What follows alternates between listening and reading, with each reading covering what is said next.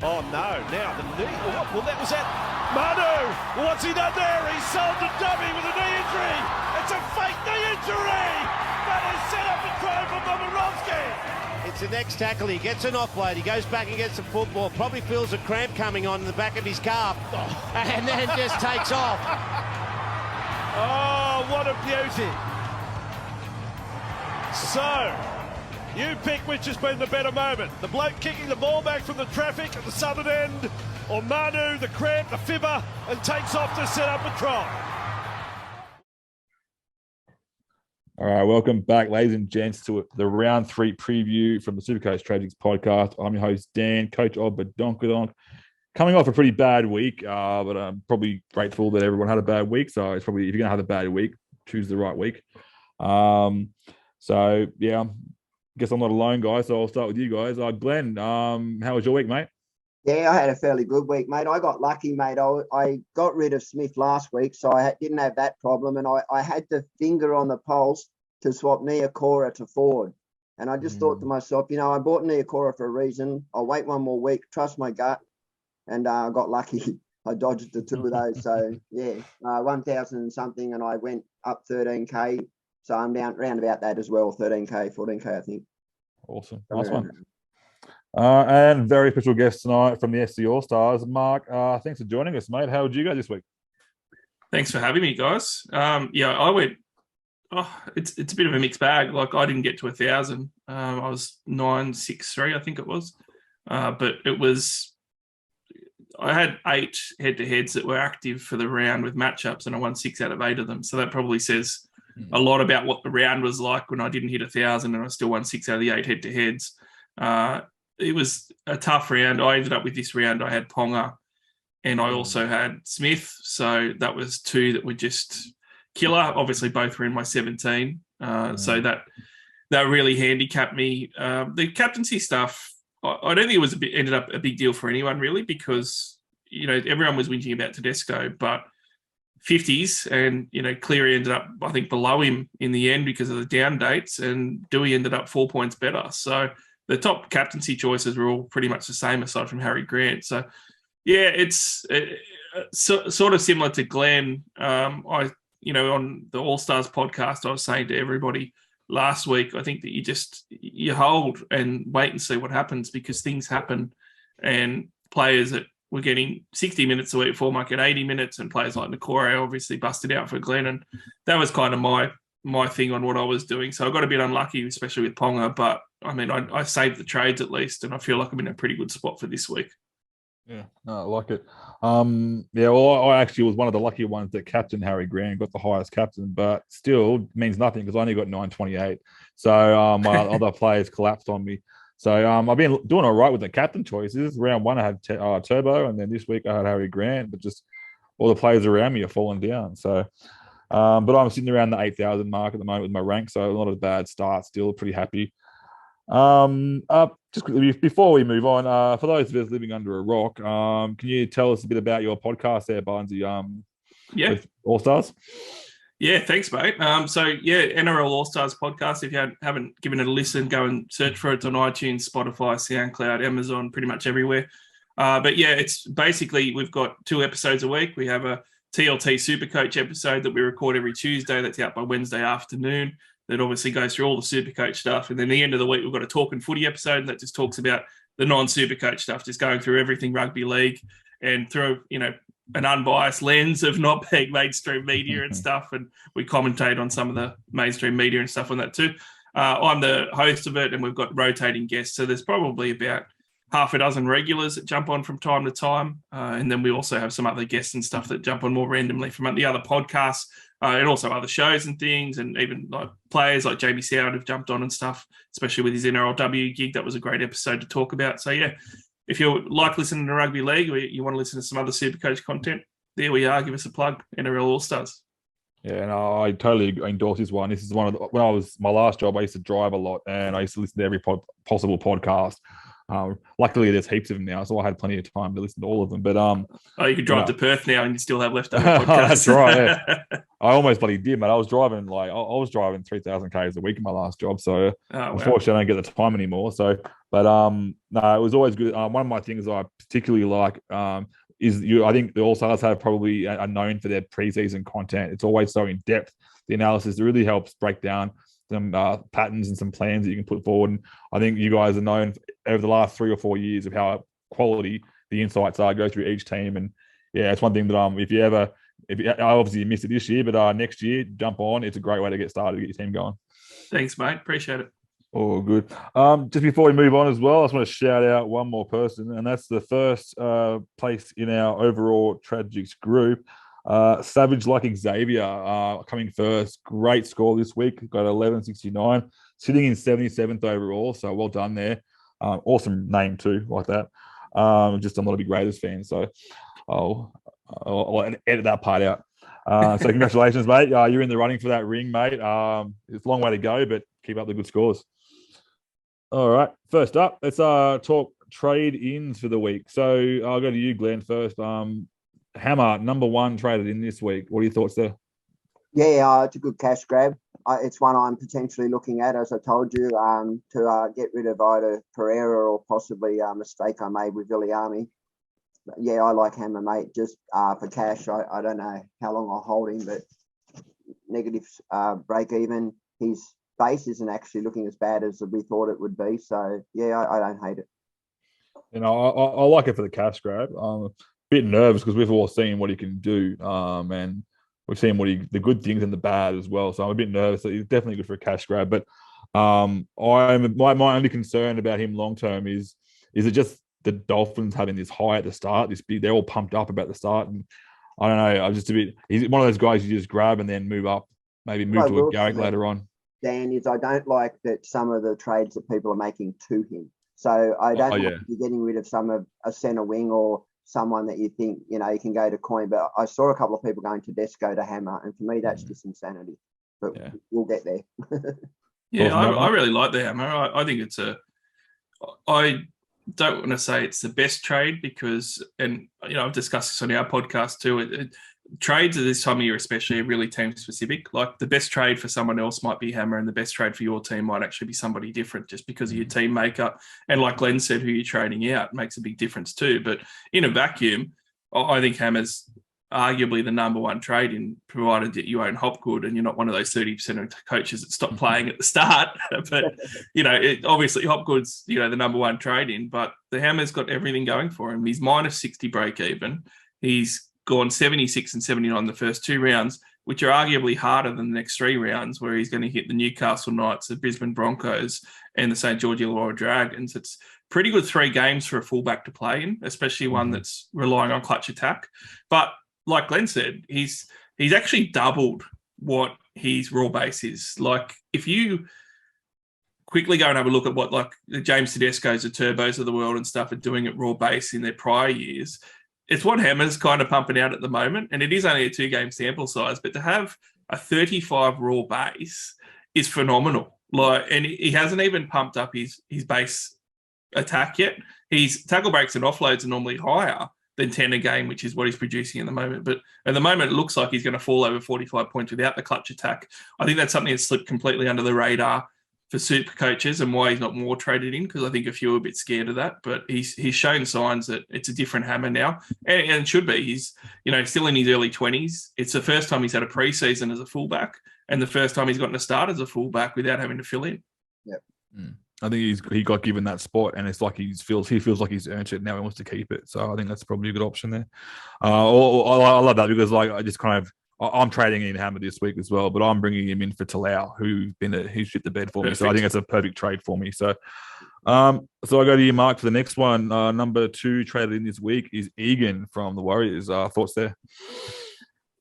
Oh, after all the positivity of the Hammer, we're going to come crashing down with Wade Egan. I really don't like it. And look, if it was in a different week, you could sort of say, there's definitely going to be, more positive talk about doing it. The problem is this week is, as we know, a week where there's a million options. It's about picking the best options possible.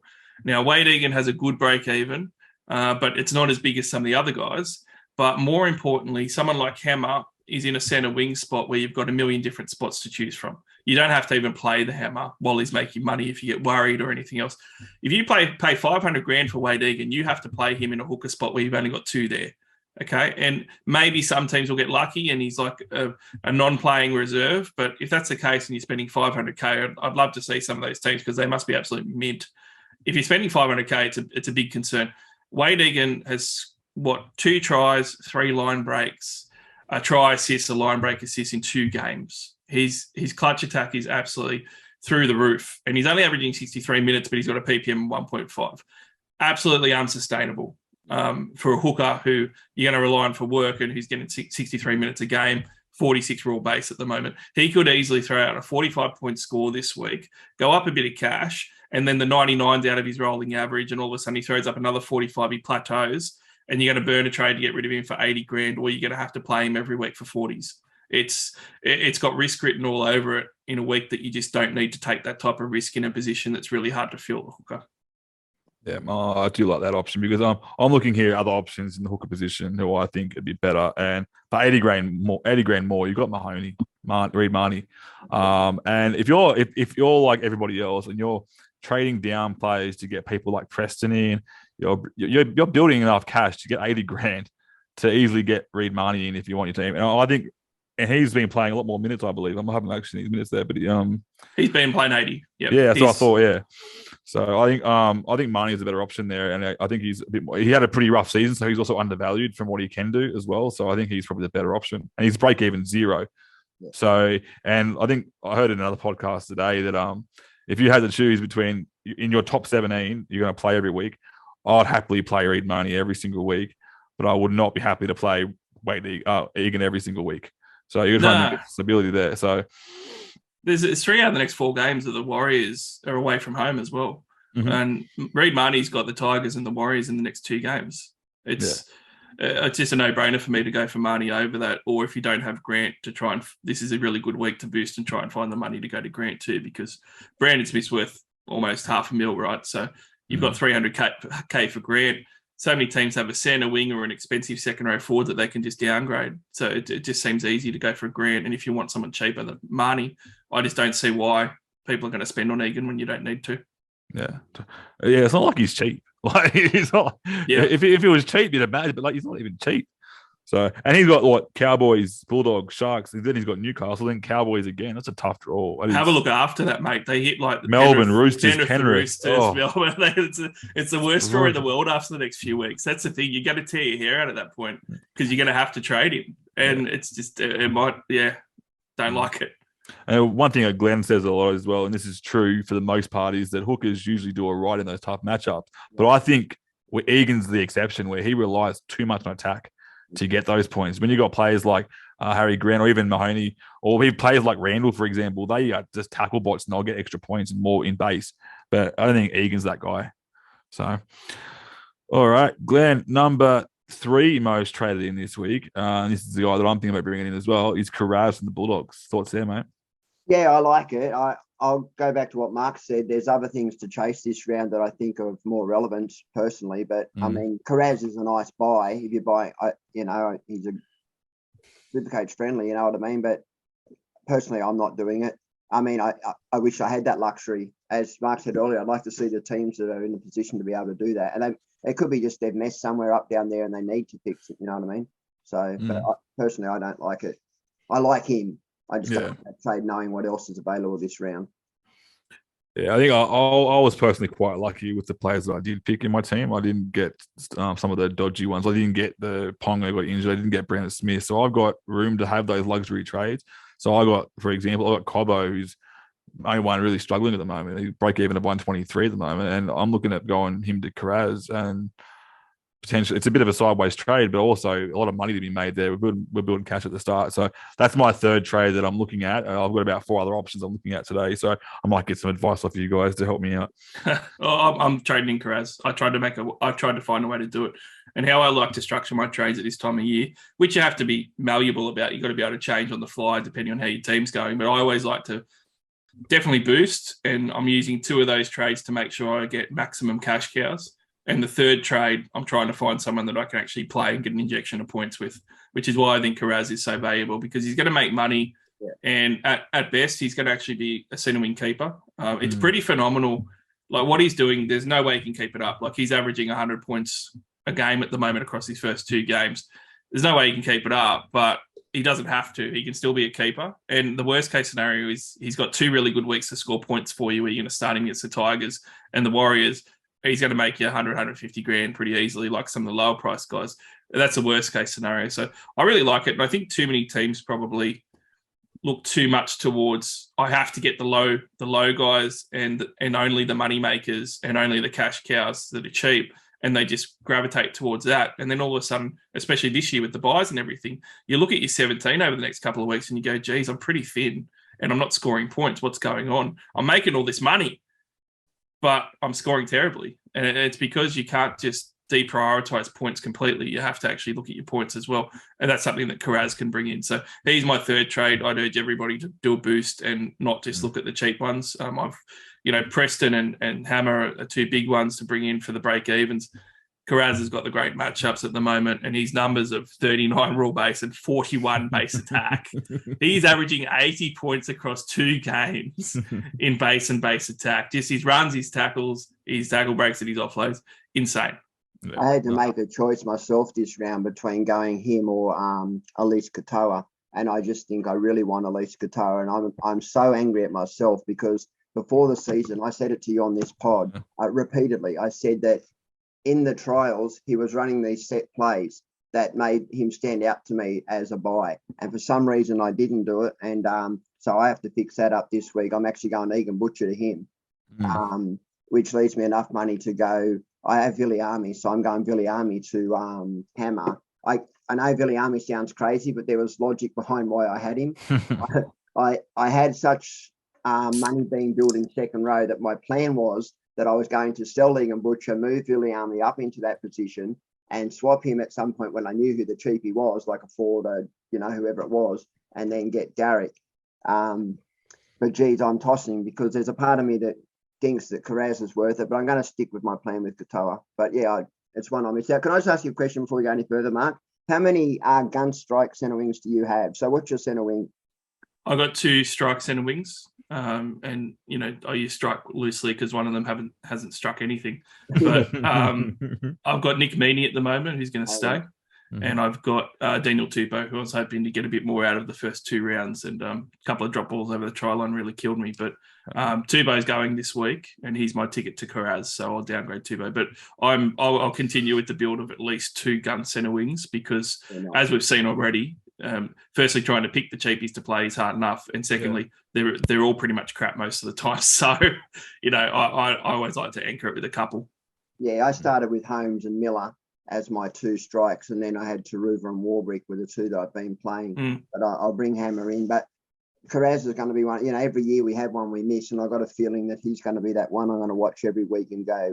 You don't want to pay a premium for him later. Like that's what I think the teams need to ask themselves.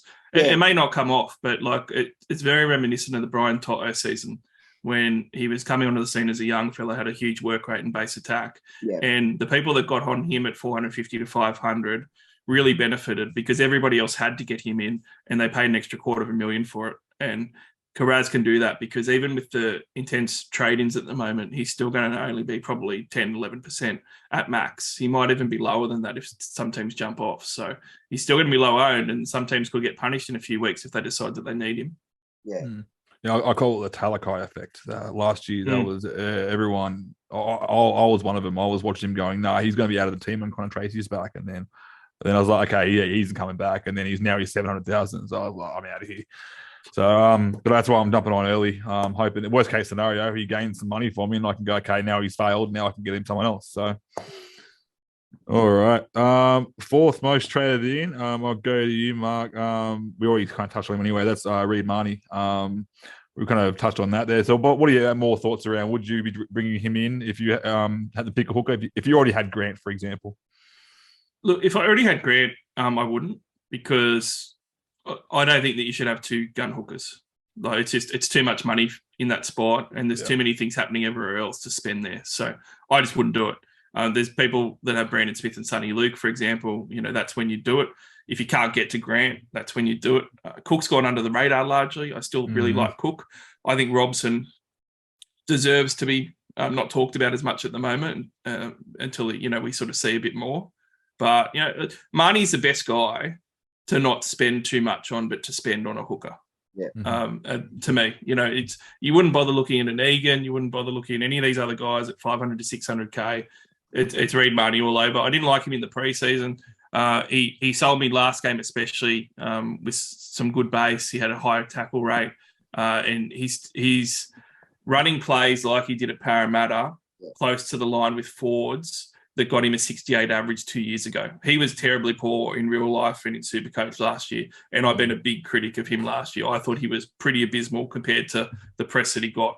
But the year before, he averaged 68, and it was because he was putting guys over close to the line for line break assists or try assists, and he's already done that in his first 2 games at the Bulldogs. So I dare say it's going to continue.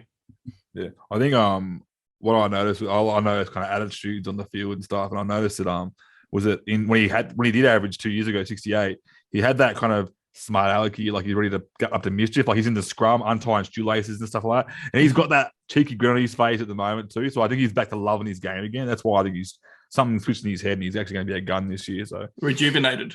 Yeah, exactly right. So it feels like so. All right. So this one to me is a no-brainer, Glenn. Number 5 most traded in, and that's Preston. Thoughts there? Mate, love him. I mean, I heard from a couple of people he was going to get a starting position. I'm a little annoyed that I didn't look at him more last week. Passed the eye test, mate.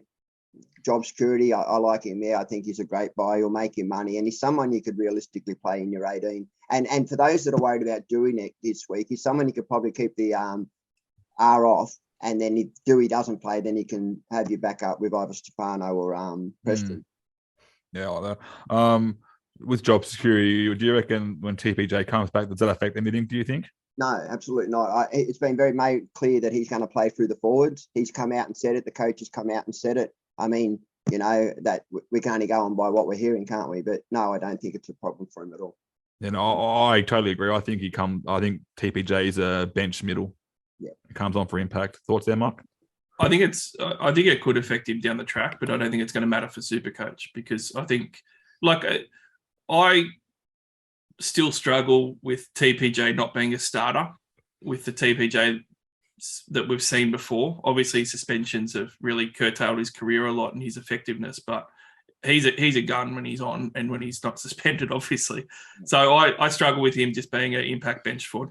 But for the first 3 or 4 weeks, I could see him doing that. And considering he's still 2 or 3 weeks away anyway, you're going to get 6 or 7 weeks out of Preston anyway, so it's not going to matter too much. I wouldn't be surprised if Fatala Mariner ends up on the bench eventually too, and TPJ starting at 13, and Fatala Mariner is a guy that's versatile enough to go through the middle but also go onto an edge as well. So if anything's going to affect Preston, it's so far down the track that it wouldn't stop you from buying him now. I'm actually buying him next week, and it's something that people should probably consider, because I think that too often super coaches all go, well, I can't get the guy for his first price rise, and you feel ripped off that you're going to pay more money for him.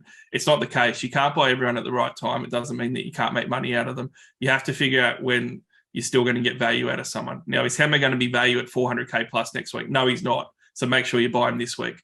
Is Preston going to be value at 250k next week still? Yeah. Yes, he is. I'm 100% happy to pay 250k for him instead of 200 next week. And that's an easy trade.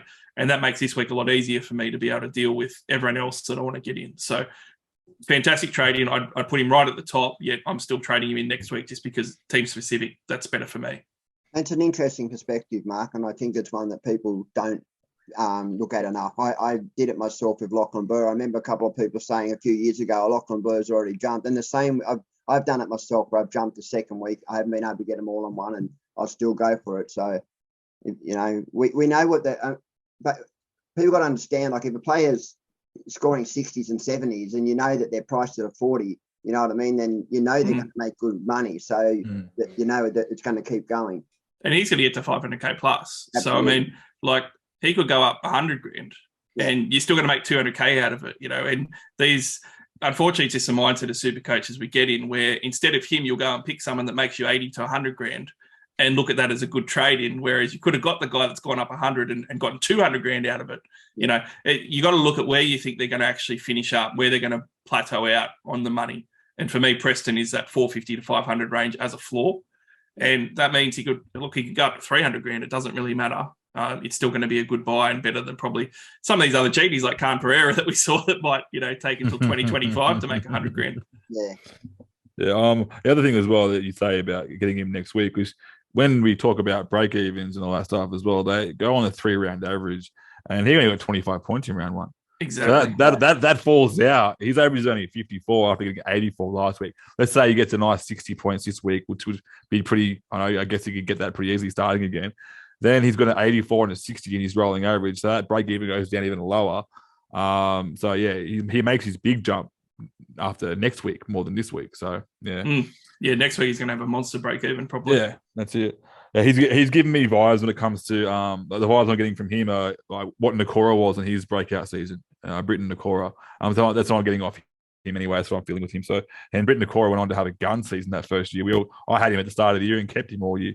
So, alrighty. Now we won't talk too much on these because these are the trade outs. Number 1 most traded out. What are we doing with the cheese? I haven't got him.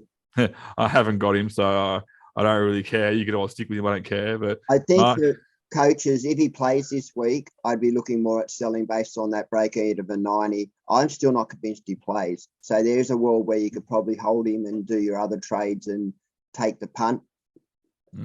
I don't know. I mean, I like the cheese, but that's 2 years in a row he's stuffed me up, and he's not. I'm not. He went last week, and I won't be coming back. Cut the cheese. That's the name of this video. I've traded him to Grant, so it was a pretty no-brainer for me. I had the cash to do it pretty easily, so I just went straight to Grant. And Ponga to the Hammer, I went as one trade, just as a placeholder trade, and that's going to free up money. I'll move the Hammer into the centre wing next week. I can move him in there now by CNK and stuff, but I'll get a second gun fullback next week. But yeah, I just think, it's fine to trade him at the moment. I wouldn't begrudge anyone for holding him, but you got to remember that he may not play this week or next week. So it's 2 weeks that you're holding Brandon Smith, and then it's going to be 2 weeks after that before he starts to have these low scores drop out. So you're looking at 6 or 7 weeks. Like, we're going to be hitting almost that origin period before you're going to start seeing some rewards and money. And I've got no doubt that, down there he might do something, but you know what? We've got that many trades this year. It's one of those things where you can go, I made money by selling him now. I've got points by selling him now because he's not going to play for maybe 2 weeks, if not at least one. And I can comfortably burn a trade in another 2 months, 3 months' time if he's going that well and he's bottomed out and I get him cheap and he can cover me through the origin period, So I'm more than happy to do that. So I think he's a really good trade out, and I think there's a lot of good options at the moment, whether you want to go to Reed Marnie to get the points at a lower cost or up to Grant. But I would urge everybody that didn't go Grant to do it because I think that they've got a really good draw. The Titans this week, one thing about Melbourne is that they don't generally, after a Bellamy spray, go terribly the following week. And the Titans, for as bad as we thought they would be, just lost to the Dragons, who we thought were getting near the wooden spoon and looked terrible in the preseason. So, yeah, Grant could absolutely carve this week. Yeah. You saw what he did in 2 tough games. 2 games where they, like the Parramatta Eels, where they just got up and they got smashed by the Bulldogs. He got like 76 last week, and what did he get the week before? Like, it's not a high score. So I wouldn't go to Egan though. That's probably something to mention. No, I wouldn't go to Egan. No, I think we could probably say that about 12 times on here. Yeah. What I will say though, that we've got, same as the trade in, we started off with a good trade in and went to a bad trade in. We're doing the same thing with the trade out. So. Cleary, Mark, are you trading out Cleary? Is there a world where that's a normal thing to do? No, and I'm going to sound like a massive hypocrite. It's hard because I had this strategy that I was very open about, that I wasn't going to start with Nathan Cleary. Yeah. And it was because I was going to start with Nicho Hynes and Sam Walker, and I was really sold on that. And I looked at a lot of numbers over far too many hours where I decided to do that. And my plan was always to get Nathan Cleary after the bye. Sam Walker to him, I thought could work pretty easily. So long story short, I ended up having to start with Cleary. And I'm really annoyed that I did because my strategy would have worked out perfectly. But just because I was going to do that, now that I've got him and I started with him, it doesn't mean I'm going to burn a trade to get him out when he scored low. And we're probably going to have a similar conversation about James Tedesco. But these guys that are the best of the best, that are consistently top 3, top 5 players every year for the last 5 years or whatever in Supercoach, these guys don't keep going on runs of scoring 40s and 50s. Right. They hit a big score. So if you're going to hold them for the 50s, you're almost guaranteeing that you're going to miss out on the big score. Now, it might be an 80 that's going to burn you, and you'll get really lucky if that's the case, because if you're really unlucky, it could be 145, and that just absolutely kills you. And they're also guys that are highly captained as well. So I just don't think that there's any reward really for it. Like, you might save some money. And Wilfred Z from the Champions podcast, he brought up a really good example when we were chatting about it. Cleary did similar to this last year. And, everyone thought that he had 148 break even or something like that.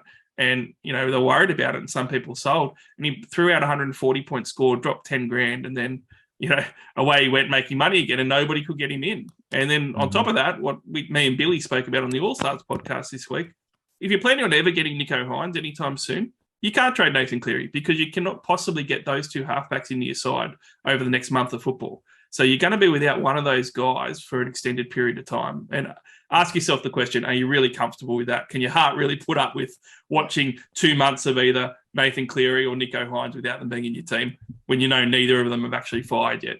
Yeah, totally agree. Yeah, so I remember that. He got a 45 last year, then he got like a 55, and everyone was angry. There was a massive break even. Then he pops out a 151 and a 154 back-to-back weeks. Yeah. I was actually at one. Oh, that was the game we went to, Glenn. We went to Penrith. Yeah, he went nuts. Yeah, that was good. We won't talk too much on the next one. It's pretty easy one. As unfortunately, Ponga's been hit pretty hard with another head knock. So I dare say a few weeks out. So I reckon this is definitely a trade out. No brainer here. No pun intended there. And we touched on it before, but Teddy, Glenn, if you had to choose between, if you had someone had a gun to your head, you had to choose to sell Cleary or Teddy, I'd pick Teddy, because there's options to go to. Well, you have the Latrell, you have Turbo, you have other options, but with Cleary, there's no option. So I'll play devil's advocate. The negatives are that he has a bye coming up, and then he comes out to a really tough draw. But we're talking about one of the number one players in Supercoach for the last decade. Look, I must be honest. I looked at going to Walsh. I thought, that gives me some nice money. I can throw some money elsewhere. I love the draw they've got, and then I could come back to Tedesco. But I thought, no, I'm just keeping him, mate. I'm not selling Tedesco or Cleary. I build around them. I bought Grant, Cleary, and Tedesco to start, and they stay. The Cleary one, gun to head, I will definitely go to Hines. But at the moment, the way I see it with Hines, Dragons and Warriors, I don't really want to miss them, but calf injuries can be tricky, mate. Yeah, they can linger for quite some time. Yeah. One of my trade options this week was, because I'm bringing a lot of cash to my bank there, well, was actually to go. I was unlucky enough to be one of the stupid ones to pick Jackson Hastings. So I was going to go Jackson Hastings to Trindle for a 1 to 2 week grab. And then I could literally turn Trindle with clean swap with the cash I had to Hines, and have both Hines and Cleary in my team in 2 weeks. That was why I only think it's 2 trades to do it, but it is definitely 260K. Yeah, I know. I banked 578K. Oh, right. He was going to go up about I think it was 80K, which would have covered that cost, and I could have done a clean swap to Hines. And that's the only reason I thought about that, because I could get a clean step to Hines. I just want to answer to that, because there's other people out there thinking about going Trindle. Let's look at this, right? So Hines is saying he could be possibly back next week, which means that you may have Trindle for one game for 60 to 80K rise. Then you need another trade to get him out. So that's 2 trades for 60K and possibly a few better points than whoever you're going to play. Maybe 40 points more. 2 trades and 60K and 40 points. Is it worth it? I don't think it is. I think it's tempting with the outcome, though. Like with the outcome of having both Cleary and Hines, and getting Hines early for that really good matchups. And I'm, to be honest, I've got Hastings and Cleary right now. I'm probably going to need to do 2 trades: trade one guy, downgrade one guy, and then turn Hines. Who's your 5'8"? I got Katoa. So what you could do is you could sell him move Katoa up and buy Mam, or you could buy a 5'8". That's still 2 trades. But it's a player that's not going to be traded out. Like Trindle, the thing with Trindle is he's not coming back. He once he goes out, you've got a dead player there. At least you could put Schuster there even. So if you move Katoa up and buy Schuster at 5'8" or Mam, at least you've got a playing player that you can play. Whereas with Trindle, he plays you one game, you move him back to the bench, and he's now an NPR. No. If I get Trindle, I trade Trindle out the next week to get Heinz. I don't have Trindle in my team anymore. To get him in and out. That's two trades. You're saying 2 trades. I'm saying 2 trades, but you're just doing 2 different trades. It's 2 trades that are players that are going to stay in and make money and score points. Yeah, I think the problem is the 80K. Like, I think that you needed 2 weeks of him starting. And the news in the Telegraph article the other day, I think, just killed Trindle dead just because it seems like Heinz could have almost played this week. Yeah. So he's hard. It looks. I would put money on him playing next week. And when he does, Trindle's out of the team. If Trindle had 2 weeks, he would be a quick cash grab option for sure. And that was what kind of held me back, was he only had the 1 week. And if he had 2 weeks, I would have not even blinked and I would have done that decision. And we'll talk about it, but I think it's a pretty tough road trip down to Canberra for the Sharks this week. I'm surprised that the Raiders are such big outsiders. I'm going to be gambling on the Raiders. I tipped the Raiders actually in their game. I actually tipped them in my tipping comp. So, yeah. All right. So, last on the trade out list, would you guys, do any of you guys have Chance, Nickel Klostak? No. I do. Would you trade him out? Look, I think I've been asked this question a heap of times, actually. I would if I had to, but I don't have to because there's enough other players to trade. If a team is going that well that they have to get on some of these cheap guys, have to get on the hammer, for example, and they don't have anyone to trade out, then yes, I would. But I really think that it's probably only, maybe 20% of owners of Nickel Klokstad that have to do that. I think there's other options. I mean, I've got a similar issue with my Preston example, where the reason I'm waiting for Preston is because I've got a couple of guns and everyone else has got negative break evens, so or low break even. So it's like, do I really give up on someone that's going to make money and going well? I've just managed to luck it out, or in a combination to pick well where I don't have anyone to trade out to Preston. But in a week I will. So, if you don't have anyone, then I think it's fine. But everyone should probably remember that the Nickel Klokstad looked really good in round 1. And he's only going to miss a week. And the good thing about round 1 was that he did a lot of that damage just through his base, through his running and his tackle breaks. So that's going to be there. So I think you got to look a bit longer term. And the fact that he's a centre wing that's going to come back in a week who doesn't have a bye until after the first 12 rounds. Yeah. And someone that you could potentially play as well on matchups with the rest of your cheapies as well. So I don't have him, but I'll be more leaning towards holding. Yeah, hold. Alrighty, let's move on to this week's games, guys. So Thursday night, I'll start with you, Glenn. Manly versus the Eels, mate. What are your thoughts on this game?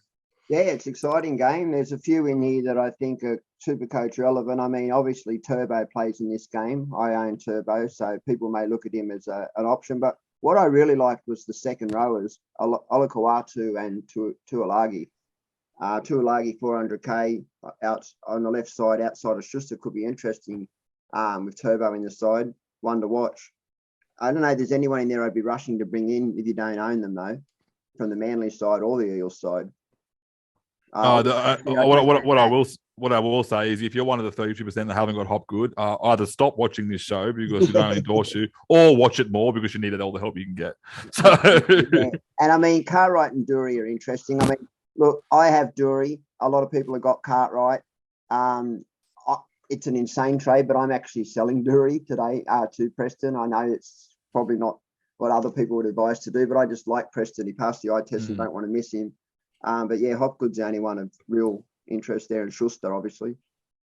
Yeah, it's funny. Like, I think some people are trading in Daly Cherry Evans. He's been in and out of the top 10 most traded in. Yeah. And it's an interesting matchup for him because Manly have a bad draw, but they play 6 out of the next 9 at 4 Pines at Brookvale. Yeah. So he plays really well at Brookvale, but he's playing hard games. So, what does that equate to? In round 1, it equated to 119 points and a hat trick. So I think he's a really interesting one in this. And I'll pinpoint a super pod that there's no way that I'm going to trade in because it's just crazy talk. But last week, I really wanted Mike Acebo. I thought that he was going to match up really well. That Cronulla edge has looked really bad, and I bet on him for a double. If I can't own someone in Supercoach and I think they're going to go well, I'll bet on him. And I bet on him for a double, and I got rewarded. But he's got 87 points, and he did it pretty easily. And this Manly side, I think they've got some good attack, especially at home. But I do think that they can get carved a little bit as well. So this could be a really good scoring game for Supercoach. There could be a lot of good point scoring in this one. Yeah, I remember last year when looking at the Supercoach stats site, there was you look when you can see which teams leak the most points to each position, and I can tell you right now, Parramatta, they had a better start this year, but they were leaking a lot of points, especially from the middle with fullbacks and with their forwards as well. So they could revert back to that any time, and that's why I'm not too. Even though it sounds like a tough matchup, it isn't always a tough matchup. I'll just say one thing about Cartwright and Dury. So if you don't own them, don't go after them now. Yeah. So there's people that are buying Cartwright this week. Look, Lane comes back next week. He'll definitely play on the left-hand side. And then Maddo, who we're not sure, possibly comes through the middle. But there is a world where Hopgood stays in the middle. Maddo goes to the right and Lane's on the left. So I just caution anyone, if you're looking at the second rowers now for money, just don't do it. I think you'll still get money out of Cartwright though, and that's the interesting thing. Like I started with him, so it's really easy for me, and I'm really glad that I chose him over Dory, because it ended up being a fluke luck that Cartwright was the one. I wouldn't be surprised. Cartwright's shown defensive deficiencies, but one thing Brad Arthur has shown us, and he's gotten contract extension after contract extension out of it, and a new one again, is that he doesn't care about defensive liabilities. Wanga Blake has a mortgage out there. All these other guys do too. And, so throw it out the window. It doesn't matter about that for Bryce Cartwright. And I wouldn't be surprised because Bryce Cartwright's played on both edges. Yeah. I wouldn't be surprised if Dory just doesn't look dynamic enough. And he goes, I'm going to keep starting Cartwright and I'm going to put Lane back on his side and we'll switch him and that's fine. And Dory goes to the bench. And then all of a sudden you got Maddo coming in and he plays middle. And maybe he takes some minutes, but what it means is that maybe Cartwright plays 60 minutes and Maddo goes 30 and 20. And if that split happens for a few weeks, even if Cartwright gets benched at the moment, you're going to get a big rise this week.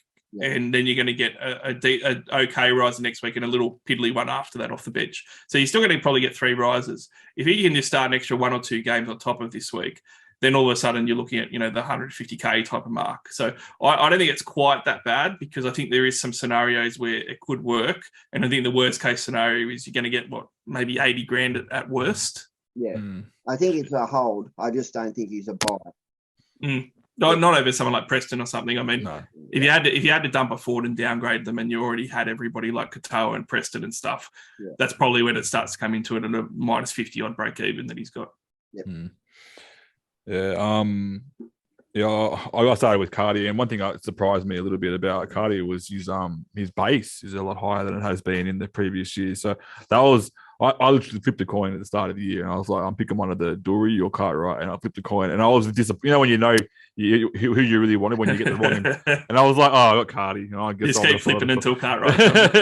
Yeah, but I was really happy with how he's been doing. He's been averaging like 58 points in really just base. He's thrown a few offloads. Last week it was really good actually. He was like doing nothing, and all of a sudden someone must have told him, got in his ear, start throwing your offload, and he just started doing it like crazy, which is great. So I'm hoping that can kind of come back and bring us some more points. All right. So VC captain options in this one, there's quite a few here to choose from. I'm torn between Turbo and Hopgood. You guys, what are you thinking, Mark? I'll be really controversial. I'm not going near Hopgood. And look, it's super controversial, okay, but hear me out a little bit. For a C, I really hate doing a captaincy straight up. Yeah. But I think that's the only value in going Hopgood is the captaincy straight up, and it's the first game of the round. So if you're going to do it, put the C on him. But my argument against doing that, and also very against the VC, with the VC, he's gone 101 and 124. The 101 you don't want to loop. The 124, probably. But then a lot of us got the Khan Pereiras, he could score a 5. And there's some other good matchups as well. So, but I don't actually think that he's going to go that well. And the reason is because he is someone who obviously is only starting for the first time. He's never done this before. It's phenomenal he's been able to do it 2 weeks. Nobody goes through 27 rounds and just does it for a whole year. It falls off. It always does.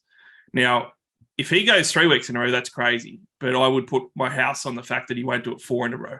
So the fact that he's gone 101, 124 says to me that he's probably due a really good score of 75 or something. And I think that's probably what you're going to get this week, unless he obviously goes over for a try.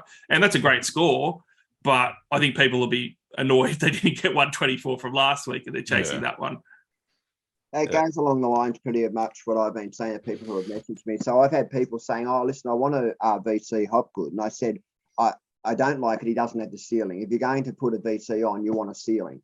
Hopgood doesn't offer you that, as you just pointed out, 101, 124. But I don't disagree. I don't hate the idea of straight C. That's what people want to do. But Thursday night's notoriously a low scoring. I don't know if anyone do notice that, but I feel that they seem to be the lowest scoring games. So, yeah, I agree with you 100% on both. I'm super scared of Turbo. Like, I don't own Turbo. I was going to get him in, but I'm just waiting until next week now because he's not going to change in price. And I'm petrified of not being able to VC Turbo. I think we should bring Mark on round 4 and gamble his house on. Love it. Yeah. No, I'm going to be VCing Turbo.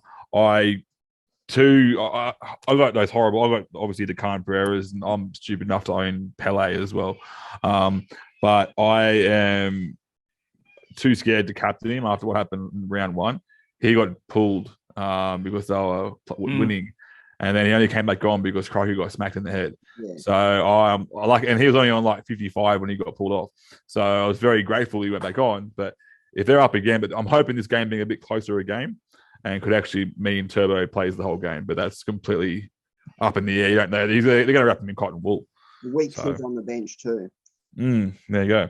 Yeah, I think that Weeks is going to take over from him whenever they're up. And they were only up 18 points when he did it the first time, which I was surprised about with 20 to go. So it's I mean, you've got, I will just say that these Parramatta forwards are just playing absolutely unsustainable minutes. And that's the other thing that I'm taking away from this. But it's also something where, like, I'm not going to go back to Junior Paulo. He's been disappointing for a couple of years, but he's played 69 and 57 minutes the last 2 weeks. You know, if that just keeps happening somehow, you know, someone like him's interesting this week if you really need the front row forward, I guess. But that's probably going to be trappish because it's not going to be sustainable. But we're just, like, we've seen it with this whole Parramatta pack, right? Brad Arthurs is not playing his bench at all. Yeah. Surely that changes next week. But for this week, if you own any of the forwards, you're going to have to probably play them. Yeah. They were coming out. I think Brad Arthur said that he's letting his forwards play as many minutes as they possibly can. That's what they're doing. So if they want to stay on, they will stay on. So I think Hopgood is going to be, until Maddo gets back, he's a young, cocky little guy. You know what I mean? He's going to want to keep playing those big minutes. You might struggle to get that out of Paulo and even RCG. But just quietly, he snuck under the radar quite nicely too, RCG. He's doing all right.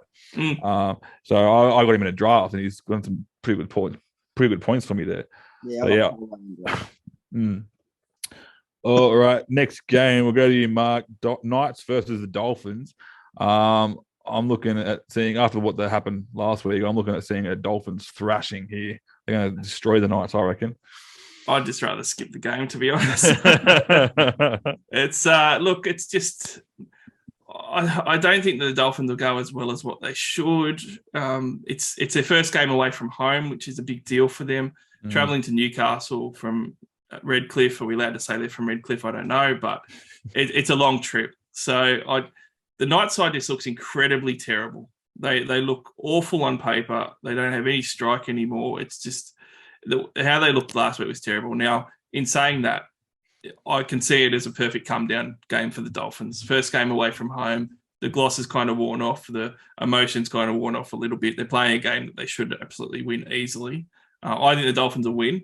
I certainly wouldn't look at any VCs or Cs in this one. And I think that there might be some letdowns. The only one that I see is I'm heaps keen on playing the Hammer this week. Newcastle will absolutely give him a try and a line break at minimum. So I can see the 70s party for the Hammer continuing in this one. And that's the main focus for me on this one. Yeah, I think so. Well, just going back, this game here is giving me flashbacks on Sunday of the 2 worst games of footy I've seen for a long time. So, Glenn, what are your thoughts on this game, mate? Well, I have Miller. And look, Miller didn't touch the ball for the first 20 minutes, and it kind of scared me. But if you look at his stats in round 1 and round 2, they're quite good. I mean, tackle busting machine, and he's taken up hit ups like a forward. So obviously him and Hammer are of interest to me because I own Miller. I wouldn't go buying Miller though if you don't already own him, because he plays for Newcastle, and that's the part of it I keep forgetting when I buy these spuds. The other ones of interest obviously are Gilbert, Katoa. And these are all ones that people would already own. But the only one I wanted to speak about was Lachlan Fitzgibbon. There's people asking me about buying him, and look, points per dollar I can understand, but Fitzgibbon has, if you go and look at his history of what he's played in the last 3 years, I think it was like 10 games one season, 15 the next. The man finds an injury. So I personally wouldn't be touching him. It's too valuable in second row forward to look at guys like Lachlan Fitzgibbon. Even as a bit of a hand grenade pod, with those ones you want it to be able to work out. Yeah. And he's already gone 74 and 72 with 2 tries in a row. And he is a noted try scorer. But when he's been a noted try scorer before, he's gone through a season and scored like 9 or 10 tries. So you're going to have a bit of a drought here. And they've also got their number one playmaker in Kalen Ponga not there. And also Brayley, their hooker, not there, which is a big deal. Like Brayley and Ponga both being out is a big deal for guys like Fitzgibbon that are going to rely on line breaks. And he's line breaks. He runs good lines, but they hit him with good balls. And they couldn't do it. I'm not sure if Gamble has soft enough hands for him. I don't think. I think Ponga had that nice soft hands for him, but I think might be a bit too forceful. I think Gamble thinks that he's playing 13 even when he's got 7 or 6 on his back, so it doesn't even matter. Yeah, that's it. And I love the like for like swap. They lose Brayley and get good old Phoenix Crossland there. I know I got a couple of Knights fans that aren't really happy that he's playing. So, all right. Next game, the late night Friday game, Sydney Roosters versus the Rabbitohs. I'm bloody looking forward to this game. I'm looking forward to this one so much. I'll start with you, Mark, mate. Oh, what to say? Hopefully the ticket prices for the Rabbits go up even more tomorrow. But aside from that, look, I think it's one of those things where a couple of years ago, especially, it was like, oh, this is going to be super dour, and nobody comes out of this one well for Supercoach and stuff. But the last few years, it's sort of picked up, and there's been pretty good point scoring aside from when everybody got sent off last year. But aside from getting sent off, there's actually been pretty good point scoring. There's been good points. I can see this one as sort of a 28 to 22 type of scoreline, which is good for Supercoach. The Roosters having Radley and Hargraves back is massive. They had forwards that tried hard on the weekend, but they're just not up to it and not up to those extended minutes. Lindsay Collins played 80 minutes. He was a pod that I highlighted on the All Stars podcast last night. He played 80 minutes last week. That's how much they're relying on these other forwards. So Hargraves and Radley will make a big difference. And I think that Manu was underdone last week.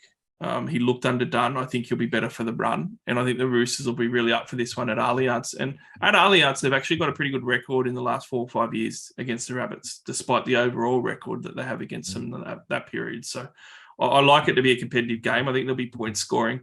It is the type of game where, and I say this wearing a Roosters jersey, so everyone's going to say I'm biased, whatever. I do think it's one of those games though where it's a bit of an ambush for super coaches where you don't really expect what's coming, and someone like James Tedesco, which is why I'm scared, is going to be up for this one. Yeah. And it wouldn't surprise me the slightest if he came out and scored 100. And, I think that we're going to see those big guns really step up. Likewise for the Rabbits, I think Latrell will be really up for it as well. You'll get a good game out of him. I actually think it's going to be one of those rare occurrences where it's a fantastic football game.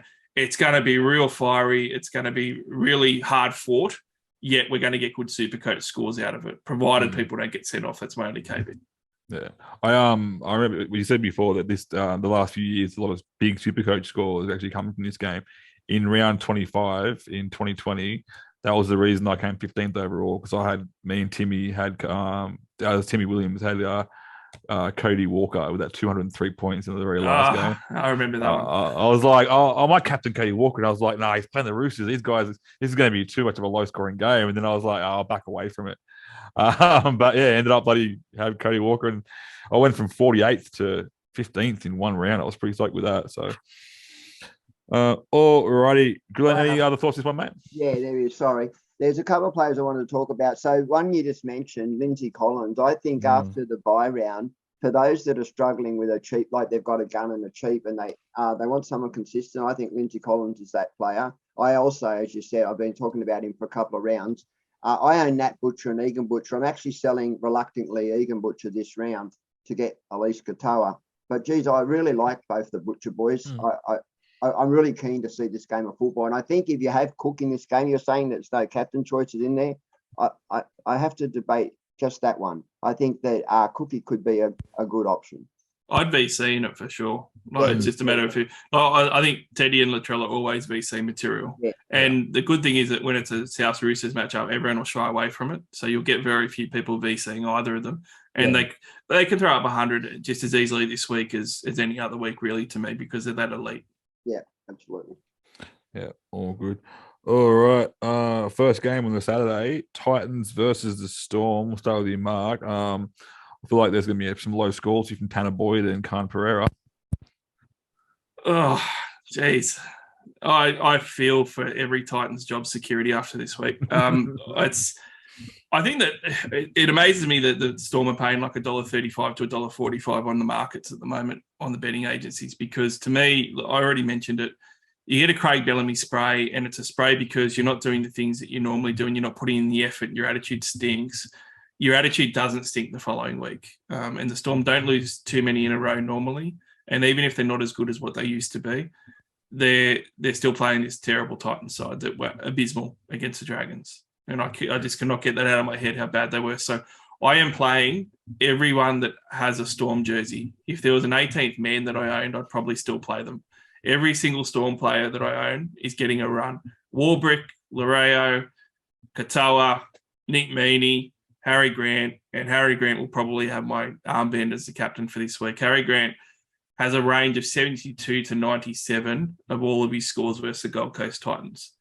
If your worst score is going to be a 72, then that's a pretty solid bet. But how he's been looking, he could eclipse that 97 as well. So love all of those guys. I'm really happy with Fafita 69 for the Titans last week, and I'll have to play him. But I hating to play any of the Titans this week versus the Storm. I think the Storm are really going to fire up. I have David Fafita. I'll be playing. Yeah, I think I'll be playing David Fafita. And I had this little stupid thought in my head to trade him out, which is a stupid thought, but I had it just because of this game. But then I thought his work rate in the last two games, he has increased from what he has done in the past. So I feel like even with the thrashing right now, he's a safe 50 points. I feel very confident with that. So that's why I was like, you know what, get your head together. Don't be stupid. Everyone's taking this whole don't trade a gun thing. And then this year I was like, no, it's a different year. We can trade guns. And I'm like, I don't want to go too crazy though. No, play your Fafitas and stuff. Look, he's just the type of bloke to just get smashed for 70 minutes and be down by 30 points and then go over for a line break try in the final three. So if you own Tino and Fafita, obviously play them. But any other guys, no one's going to want to play a Khan Pereira, and if you have to, you should be making a trade to avoid it. Tanner Boyd's the same. I'm finding it a bit strange that the odds and stuff and how people are looking at the Storm at the moment. And do you guys think that the Storm could very well put on a really big score against the Titans this week? I think if they win, they put on a massive score. If they have taken, I reckon it's going to be like what they did with the Warriors when they won like 72. I just feel like that's the attitude they're going to go in with after the spray they just had. I'm not as convinced. So I was having this conversation with my son yesterday, and I said some of the sides that we looked at coming in that were easy have not been quite so easy, like the Dolphins, who are defending well with that Storm. The Storm, to me, looked rattled last game. They really did. They looked like they were out of answers, and no matter what they do, they can't fix those edges. They can fix up their middles and their attitudes, but those edges are still an issue for me.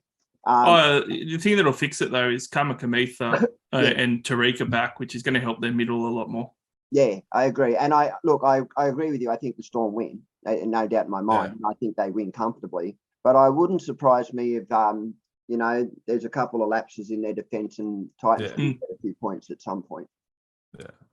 Yeah. Also, they got Olam back as well. Yeah, Olam's back too. Yeah. Yeah, he's very tight in defence on the edge there as well, which could be really good for him. Yeah, the back looks a lot better with Warbrick, with Olam and Coates, absolutely.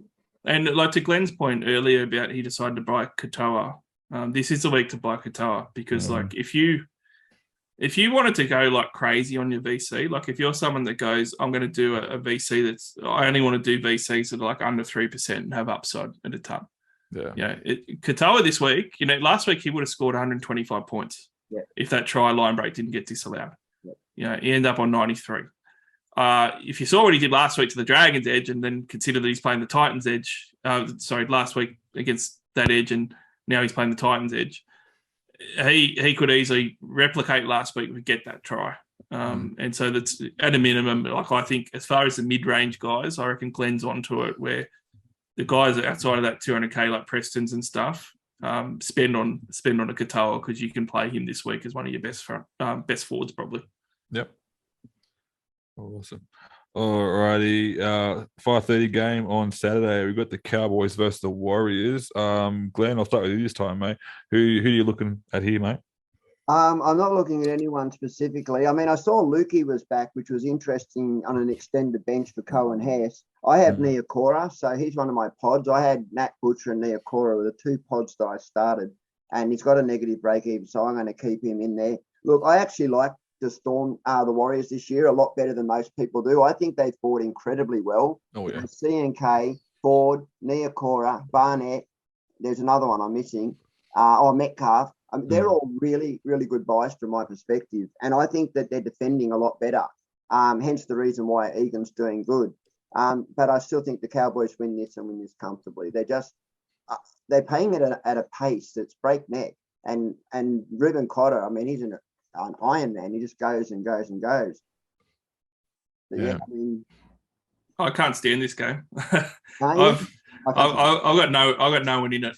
I own one Warrior and it's CNK and he's not playing, and I don't own any Cowboys. So, but I really see this as a danger game, to be honest. It's one of those games where the Cowboys should win very comfortably, but they've got Shibasaki at center, who's not an NRL player at all. Yeah. And then they've got a debutant in the one jersey.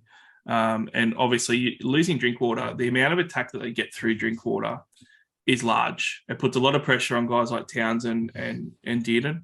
And I think that those are two pretty big losses. And their backline actually doesn't look very good. So I think that it could be a bit closer because that it does put it onto the Cowboys forwards to step up, and they are very good. But like Glenn mentioned, the Warriors' strength is their forward pack. They're bought well and their forwards are in form. Even guys like Fanua Blake last week was playing very well and back to the form that they bought him off Manly with. So I think that it is going to be closer than what people think, and I'd be concerned in Supercoach that it might get a bit scrappy. One thing I'm thinking of as well, you said the forwards are going to have to work pretty hard, the more experienced forwards there. What are your thoughts with the weaker backline? Do you think Holmes actually takes more responsibility and has a crack and gets a decent score this week? I don't think he's that type of player. Like I don't think he's the type of guy that goes in and does that. Like you get someone like a Joey Manu, who know as a centre, when the troops are down and he gets more leadership put on him, he steps up and he just does it, and he gets involved heaps and stuff. Val just plays within a system to me. And, so I just think that it's just going to be stock standard for him. In saying that, stock standard for him against the Warriors, I could easily see him hitting a line break try, which is what he needs. And that's going to be a cool 75, 80 plus score type of thing. And I think that'll happen this week. I think that you'll get rewarded with a good score.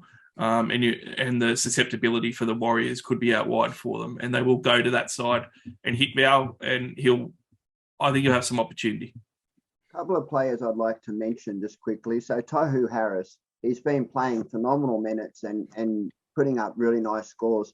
I'm a bit annoyed at myself. I went Tarpany and Welsh, and I looked so hard at Tohu instead of Tarpany playing round 13. But geez, he looked good. And the other thing I wanted to mention was Ford. I mean, Ford went down at the beginning of that game, but what is important to me is what the coach said, which was that he was looking at him as an 80-minute edge. And I really like what I've seen for him. So for those that have Ford, I just want to say to you, don't sell. If you're thinking about doing it, you will regret it, because he really passed the eye test for me as well. And in lower grades, he had the highest stats for offloads and tackle bust. So just keep that in mind as well. Yeah, I think same as in the same note as CNK, I think he's also worth a hold unless you have massive issues you need to get rid of. But I got Ford and I started with Ford. and I'll be definitely holding on. So, even though he got that 4 and he's rolling average, I'm liking the look of him. So, next game, move on to two teams coming off a couple of one win for the Dragons, but Broncos versus the Dragons. Broncos looking a bit better. Mark, what are your thoughts here, mate? Yeah, Broncos look good. And the Dragons surprisingly looked good last week. So I think that you probably have to decide whether did the Dragons look that good last week because they were playing the Gold Coast Titans, or have we underrated how good the Dragons could actually be this year? It's kind of hard to tell. I thought that with the Broncos, obviously Reece Walsh was in everything. He's the number one talking point. Him and Mam are getting traded in quite a lot. I'm a little bit more hesitant on Reece Walsh, so I'll explain why, because he looked phenomenal. I thought he looked great, and there's no getting around that. It is only one game. He scored 105 points, which is awesome, but 105 points had 72 points in clutch attack in it, which is massive. Yeah, he's got a raw base of 23 in that game, and I think going into the second half, he actually wasn't on much at all. So obviously on fire, but without the goal kicking, I'm always worried about his floor. He's playing the Dragons, so it is a good game to get him in if you want to get him, because he could explode again. I just think that teams need to be aware of the risk with him, because he could very easily go around and throw out a 40. And the Broncos could still win well with that. It's just he's got no base. He's going to rely solely on clutch attack. Likewise, Mam. Mam, though, is different because Mam has come out this year and had a base in the 30s, and he's already got great tackle breaks and offloading ability. So he's somebody who will actually trouble the Dragons, I think. So if you have to get rid of a Ponga at 6, Mam is a really poddish option, which a lot of people are trading in, but he's still going to be a pod.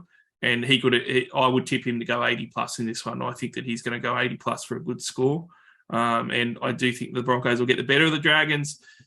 Watch list on Sloan for me. He's the only other one that I mentioned. Sloan is on the watch list because he had the type of attack that I thought he could have last week. I started with him until we got all these other cheapies like Walbrick and stuff named, and then I got rid of him. And I'm annoyed because I got rid of Hammer and Sloan, before round 1, and I wish I just kept them. But yeah, them's the breaks. Glenn, anything else, mate? Just BMM. I think that he could be a watch too. Ben Yamud up my still. Look, I've never touched him in the past. Fitness has been an issue for me, but add that with injuries. But he did pass the eye test for me the other day in. He still plays for the Dragons. And if you take out the attack stats that he got, it's still not as pretty as what else is available. But I mean, those that have ugly front rows like a Pele or somewhere like that, it could be an option. I don't like slow burns anyway at front row. What did he end up scoring in? It was like 38 or something like that. Yeah, it wasn't good. He played like 72 minutes after that line break on the wing. Yeah. I was like watching that break, and I was like, "Oh, he has to have a massive score." And I was like, "Okay." I looked at the scores next day, and I'm like, "Wait a minute, what happened there?" I thought he must have had like bugger all minutes, but he played 72. What do you think about them leaving Sloan out last year, Mark? I think it was warranted. We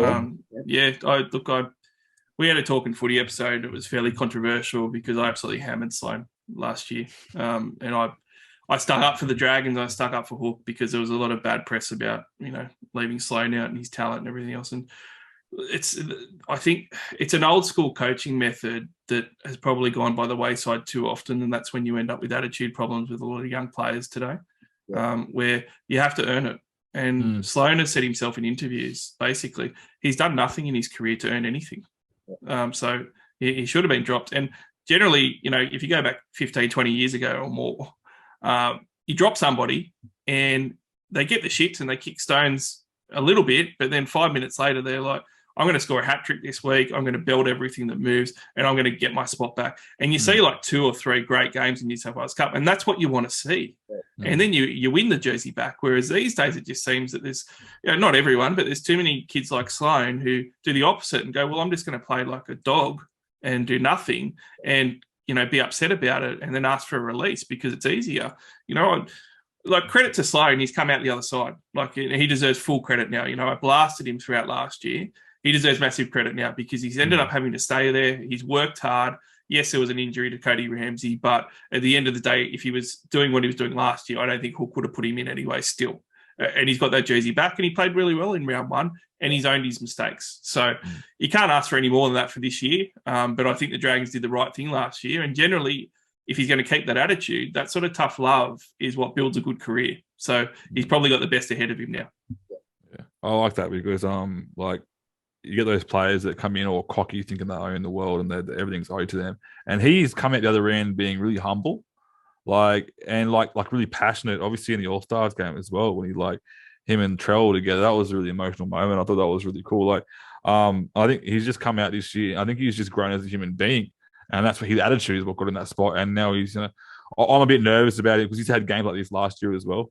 I think he had a game or two like this last year, and then back to crap again. But I still reckon he's definitely a close watch. Watch one more game, and if I can, I'll be bringing him in myself if he keeps going that way. So, all righty, let's move on to the Sunday game. So I'll start with you, Glenn. Bulldogs versus the Tigers, mate.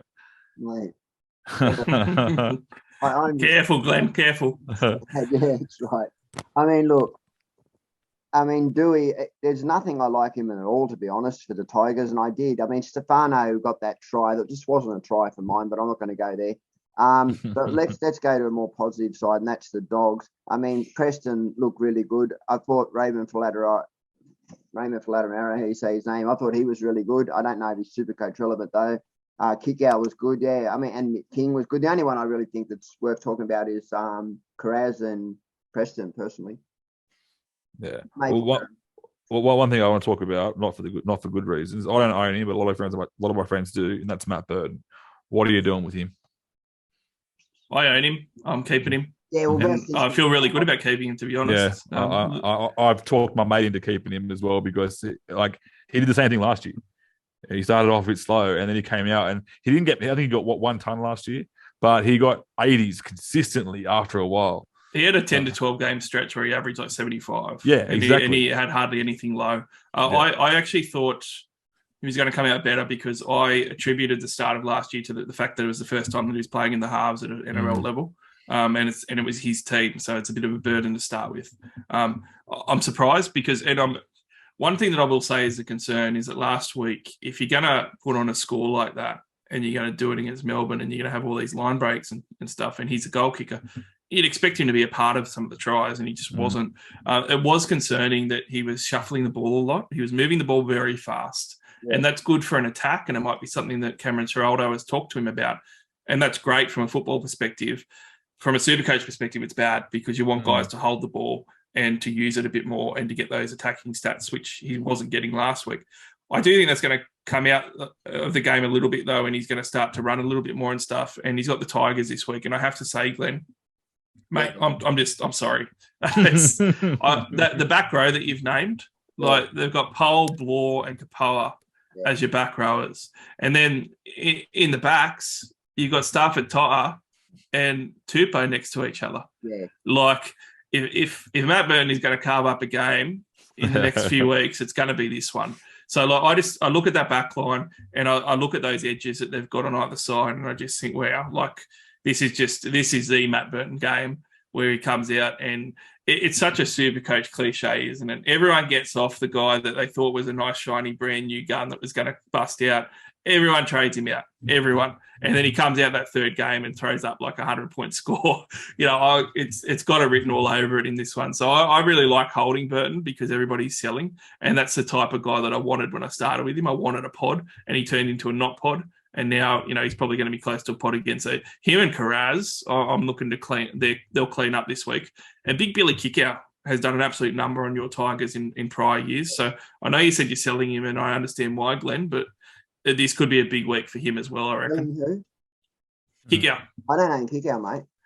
Oh, I thought earlier you said you owned Kickout, No, right? he owned Viliame, the centre from Warriors. Sorry, right. Okay. So, Well, mate, I bought him there so that I could use his durability to put him up into the second row. No, my second row is quite stacked. I've got an interesting question for you. Would you sell Miller to Carraz and then use that money to bring in Hammer for Aiden Pereira? in a heartbeat. Yeah. I would have already done it by the time you finish that sentence. I was really down on Perham, mate. Like I just didn't see it at that price and everything. And he's never played fullback before at NRL level. I was really down on him, and I just think him to Hammer is such a good trade. And Talking about Miller. And Miller out as well, like to Carraz. Yeah, like those 2 outs and those 2 ins. I love that. yeah, right. All right. And what do we think about Dewey? Do we know if there's any serious word or just a weird He's just whisper got on a Discord? bruising under his foot apparently. So what I would suggest to people is if you have it, most people have Katoa, and for me, I don't think Katoa's such a terrible matchup this round. So if you're panicking about playing Katoa, I wouldn't. And then you could probably put Dewey on the bench, and then you've got Preston, Stefano, or one of those other options that you can go to if Dewey doesn't play. I would argue you could play Preston over Dewey in this matchup. One thing that you'd be careful of, though, is that with Dewey, like Glenn's 100% on the money, but don't captain him.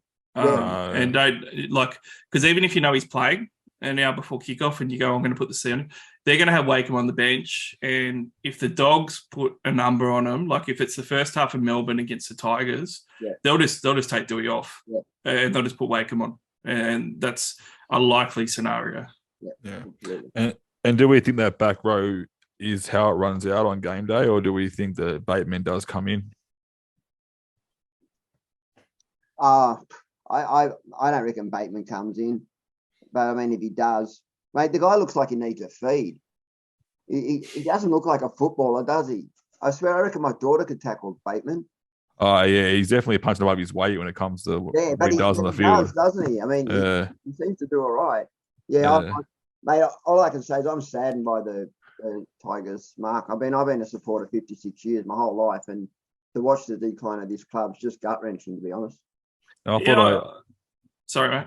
I thought I saw a video where Brooksy called you up earlier, Glenn, and you are. Oh, jeez. I don't understand. Like, you'd almost, as a supporter, and like you can tell me, Glenn, but like I'd almost prefer that they stuck to their guns a little bit, like because throwing out all these players, and some of them are forced and stuff, but it just looks like they're kind of searching for answers 2 weeks in, whereas it just sort of would rather stick a bit more solid. Like, Joe Owen, 12 have played minutes. Like, why not start them if you've got forwards out? And the whole Bateman's saga has gone on and on where I think it's been called out rightly in a lot of the mainstream media where it's like, why didn't you just say that he had an ankle injury? Or why don't you just say what's going on? What's the mystery? Like, why bother? Why tow along the fans? It's not this great coaching trick where you're going to get something up on the opposition this week. No one cares. Like, just say what's happening. I'd be concerned as a Tigers fan about Bateman, and like it's just. I was worried about the sort of injuries and attitude that he's had in the past, and the fact that he's now a lot older. And people are now saying that if it is an ankle injury, apparently there was UK supporters of the Super League saying he was injured before he got on the plane, and it was common knowledge in the UK. If that's the case, what were the Tigers doing? Like, surely you've got medical information and you do a medical on these players and stuff. You'd even spend the $2,000 to fly someone over their economy and just have a look at him, because you don't sign someone to $700,000-800,000, whatever he's on, and not do that. And to have him come in with a busted ankle on top of his other like lingering shoulder issues, I could go on and on, mate. I feel bad for you. I don't think it's going to get better this week, unfortunately. And we have a history of buying broken players. I mean, look, Matt Gallagher, there's a list of them. Yeah, I reckon the Tigers go to the supermarket and they get these tins of like tomatoes and they dint them first and try and get a discount on them before they can buy them. That's my theory. All right, guys. Last game of the week, Raiders versus the Sharks. I'm all over $2.35 odds on the Sharks. I want the Raiders to win this one. Start with you, Mark. Raiders all the way, mate. I think that the Sharks battled well last week, but it's kind of overshadowed the fact that they're just not a great team without Nico Hines. And the Raiders are going to be at GIO Stadium. They're going to be desperate for a win after the last couple of weeks, and Ricky's going to have them fired up. They got the type of grinding, lot of forward conveyor belt guys that come in and smash up in the middle that is going to really match what the Sharks do as well. And at home, I just think the Raiders are going to win. And there's not a lot of real relevant players. I mean, Tapani has played 47 minutes last week. The minutes have been everything that we hoped and dreamed if you were never going to be an owner like me. It was just amazing. And it's still happening, and he's still scoring 60s, but that's fine. You can live with that. I don't think that will go up again this week, but I do think that against the Sharks, he might smash through for a bit more attack. But really, it's a bit of a dud game for Supercoach, isn't it? Like, you're not going to own really many Sharks players in this at all. All of them are watchers because they've all got like 100+ break evens in that back line, and you want to buy them down the track. And for the Raiders, notoriously, they just don't score a lot in Supercoach outside of their forwards. And that's really tough. And Hudson Young, I've got a big watch on because I want him to dud up again because he can be 500K in a couple of weeks and a good buy. But yeah, I think the Raiders will do it though. And it might not be too pretty for Supercoach. This is going to be good. I can hang up the boots for the last game. I've got no players in this one, so it's going to be. Maybe I'll go to the game and watch it. It's just around the corner. So I don't think many have got players in this one. Like really, like who's? I guess Tapani's the one, but yeah, I was lucky because I got Haas as a discount to Tapani, and he's scoring the same 65 points a week. So I'm pretty happy with that. Glenn, anything else, mate, that you wanted to bring up on this one? No, I agree with you that. I mean, what I do point out is that some of these players, when Hines comes back, then will be relevant. That the Sharks really need Hines to be anything relevant in attack. They're a very good defensive side, and I think you've hit the nail. I actually did buy Tarpany, and the only reason I've held it is because he plays round 13, and I just think I'm going to want him then anyway. So I'm not going to waste a trade out and in. But in hindsight, I could have done cheaper myself. Yeah, I agree. Not much Supercoach relevance. I agree with everything that Mark's just said in how the game will play out. And I'll just reiterate, a tough matchup for Tricky Trindle. So, I mean, if you're bringing him in for one matchup, it even further, to me, says why not to. Yeah, definitely a bit tougher. Raiders are known to leak points as well. I know that as well, but I think they'll be up for it this game. So one little shining light I will say is just quietly, maybe at a draft point, but he's looking pretty good. That's Blake Brayley. He's 64 points last week. He's got 60 or 58 the week before. Doing all right, actually plotting along all right in a position that really everyone's looking to replace at the moment. So not minding Blake Brayley at the moment. But in the same boat, he's also 617,000K. I think it's a bit he's not cheap either, but he definitely has. That's why I think he's a really good option in draft. I got him in my draft. I've got Egan on the bench and Brayley is my starting hooker, so a bit of trade bait there. Come at me, guys. I had a bit of a choice when I was in my draft because I picked the hooker late, and I was like, I can choose one of the Brayleys, and I chose the other one. So I'm not looking too good at the moment. So I'm happy. Yeah, very nice. Awesome. Well, that wraps up all the games for this week. Let's go, because a lot of our listeners are quite new. So I think we wanted to go over a bit of a break even and how we work with our break evens to try to get our best value out of our trades every week. So Glenn, did you want to go through that? Yeah, just briefly. I just wanted to, for the new players that message me all the time and they're asking about how the break evens work. Basically, it's the players are given a price based on the scoring that they did last year. And so players who have changed into positions or different places who get more minutes, they're going to make money. But basically, when you're looking at the bottom where it says break even, try and look for the ones that are in the negative, and that's how you make your money. But on our page, I'll post the actual break even post that was done by Supercoach a few years ago. So it gives you a whole idea of how you make money and how all that works. Maybe Mark, anybody who knows me well enough knows I should never try and explain math. So maybe Mark might have a better way of explaining, or no, you've done pretty well. I think that's it's just it's keep it simple. The guys that are going to be the biggest negative break even are the ones that you're after. Probably I normally hit on three key rules for new players that you want to look for if you can tick it off, and that's the big negative break even, and big is really going to be really minus 40. Yeah. Minus 40 or more, I'd consider big. Don't get skewed by the single digits and the teens. If it's -8, -18, that can get eaten very quickly. Yeah. That's rule number one. Rule number two, I would say, is job security. So you want to focus on starters and guys that are playing 80 minutes. If you've got a guy that's a -18 bench front rower, that's poison. It's not going to do for you what you're hoping. So stay away from that. 80 minutes starting and guaranteed spot for a couple of weeks because you need it for the price rises. And the last thing is that if you want a golden cow, they do the first two things for you, but they also are going to be playable in your 17 if you need to. And those are the perfect ones. And Preston is a big example of that at the moment. Yep. Yeah, and I think with a lot of those three examples you put up there, someone we ragged on earlier, Egan, ticked only one of those boxes, and that was the low break even. I think he was he's not playing 80 minutes. He's not very, you know what I mean, he's not playable every single week. So I think this kind of just proves the point of why we are very down on Wade Egan. So and one thing as well is if not everyone has Supercoach Gold, especially if you are new. The Supercoach stats, it shows the break evens there. But if you haven't, we also support NRL Fantasy Pro. He has a lot of really, really good stats that we work with as well. So Adrian there is a bit of a legend there. And if you ever wanted to have a chat about any other stats that you might be interested in, he's very open minded, which is great too. So he's been on our pod a couple of times and great guy to have a chat to. Just on NRL Supercoach stats, those people who have been looking and noticing it hasn't been updated. He's away on holidays and he'll be back in 2 weeks, guys. So it's updated now, though. He's actually updated. Right. Yeah. Awesome. So it's all good now. And you might actually find, just for an FYI, that some of the break evens on there are out 1 to 2 points. It really doesn't make any difference, but it's just because the algorithm can't be exact that they've got there to calculate it. So if it says minus 25, it might be minus 24 or something on the actual Supercoach website. But don't worry too much about it. NRLSupercoachstats.com.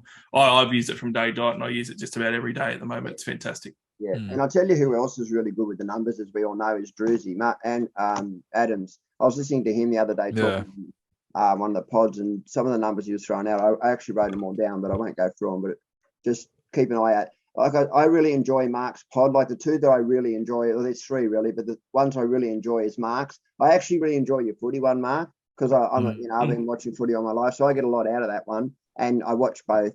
I also like Champions podcasts, and there's quite a lot of them out there that are really good, but they're the two that I really enjoy, and Supercoach Playbook. Thanks, mate. Appreciate the plug and getting put up in the illustrious company of Wilfred and Timmy Williams. Well, I've always seen those three and ours as the best four. I mean, I'm sure. And one last thing I'll say on break evens as well is I did crunch a few numbers today. I'm sure you guys already done that, but I was a bit late to the party. The magic number for the break even is every point is worth $870. So, for example, I'm looking at Bryce Cartwright here. He's got a negative 49 break even, predicting to get 31, looking to go up 70K.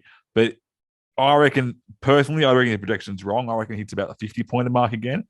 So he actually gets a bit higher. So I just times it by the amount of points I believe he's going to get a more accurate depiction of how much money he's actually going to go up.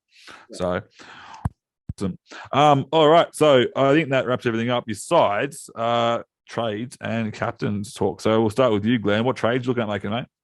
Well, I've been revisiting that since I've been. I'm definitely going Egan Butcher to Elise Katoa. So that one's locked in. I think I might go Lockie Miller. I'm not sure yet to Carraz, which will give me the money to bring Pereira up to Hammer, which I think are quite nice trades. But what it will mean is that I'll hold Dury one more week, which isn't terrible. He's got a negative break even anyway. And then I can take him to Preston next week. Yeah, so that's what I'll be doing. And as for captain, vice captain, VC Turbo, it's pretty boring, and I've got it on Grant at the moment. But geez, I'll tell you what, I like what you said about Katoa, and I don't hate it as a C option. I mean, as a straight C, it's risky. Oh, I wouldn't go that far. No, but I really like it now versus the Titans. Putting words in his mouth, mate. He never said straight C. Yeah, that's right. He didn't say that. I agree. Yeah. But anyway, I think Grant and Turbo are the two that I have. Yeah. So it's pretty basic for now. Awesome. Mark, what trades are you looking at, mate? And if you're keen to share. Yeah, no, happy to share. So I've got at the moment Brandon Smith, Daniel Tupou and Kalen Ponga going out. And I've got Harry Grant, Carraz and the Hammer coming in. Pretty happy with that. I was trying to get, originally my trades were Harry Grant, Turbo and the Hammer. Because I was pretty worried about Turbo. And as soon as Ponga went down, I was always tossing up between Ponga and Turbo to start with. I went Ponga. And then I just went, well, I may as well go back to Turbo. But having a look at it a bit more, I really wanted to get Carraz. I needed that fourth trade. And Turbo's not going to change in money. So I've got an easy plan to rectify that next week to get Turbo and Preston in. I'm just going to do those two next week. So, Grant, Carraz, Hammer in. B. Smith, Tupou and Ponga out. And the Tupou one hurts the heartstrings, but, got to look past the jersey sometimes. Awesome. And captain, vice captain? I got the captain on, at the moment, I got the vice on Teddy. as a bit of a pod option because no one's going to do it, I don't think, and the captaincy on Harry Grant, which I'm very comfortable with. The only other real considerations, when I had Turbo, it was VC on him, and I'd probably still do that. But yeah, I'm pretty comfortable with the C on Grant. Yeah. Awesome. Well, my trades are, I wanted to get Preston in and I wasn't really happy on who I had to sell. So I got Josh King in my team and I got Kelmar Tuolangi, who I've only got one game out of. And I wanted to see more of him, but I needed to get Preston in. So I've got, and the other option is I wanted to get Katoa in as well. So I'm either going to sell Josh King, who I just think I just got the wrong team to sell to get Katoa. Yeah. So I've gone Kelmar Tuolangi out to Preston in. Tom Talau from the Tigers out, and I'm bringing in Hammer, sorry, and I'm also selling Cobbo and bringing in Carraz. So I actually banked 298k with this trade as well. So I can say I've kept Hastings, and I can pretty much look at moving Hastings onto a Hines later on.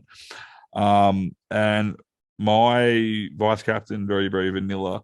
I have two choices for vice captain and captain. So I'm looking at Turbo as VC, and the vanilla version is Grant, my captain. And don't judge me. I'm thinking it's a crazy captain option. Is Carraz. I'm thinking he could light it up. I like to get a bit risky every now and then, but it all depends. Like if I'm looking really good in my head-to-head, I'll just stick with Grant. You know what I mean? But if I need to do some kind of Hail Mary, I'm thinking Carraz is a little Hail Mary towards the end there. So every decision I make is based on my head-to-head. So that's a good Hail Mary, though. I mean, he scored 148 last week. So, I mean, if you want a Hail Mary, you want someone that can do that. Yeah. And another one here as well is I'm actually I'm playing Alamonte in my team as well, which I'm a bit nervous about. But I've also, my last reserve is Warbrick. I'm picking him over Stefano. I'm picking him over Katoa and Tanner Boyd, obviously for obvious reasons.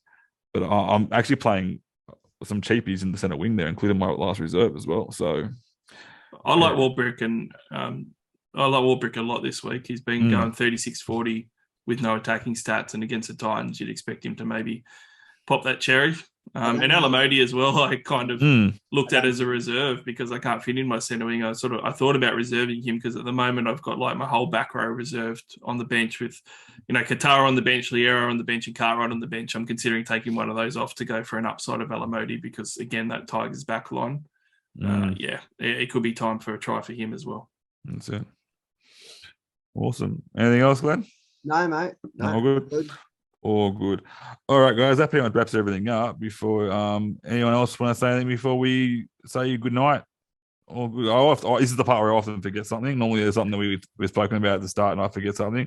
So I want to make sure everything's not forgotten before we say goodbye. All good. All good. Fantastic. Everyone, good luck this week, and stop messaging me for help. All right. Thanks for having me on, boys. I appreciate it. It was good to come on the Tragic podcast again. Awesome, mate. And thank you so much for coming on, mate. It's always good to have you on, mate. Some of the stuff that you bring to the table is pretty insightful and always good to. Now I've sorted my trades out, which is great. So fantastic. Cheers, all right, guys. See you guys next week. Peace out. Good luck. So you want to be a champion? Oh no! Now the knee. Well, that was it. Manu, what's he done there? He sold the dummy with a knee injury. It's a fake knee injury. Manu set up a try for Momirovski. It's the next tackle. He gets an offload. He goes back and gets the football. Probably feels a cramp coming on in the back of his calf. And then just takes off. Oh, what a beauty.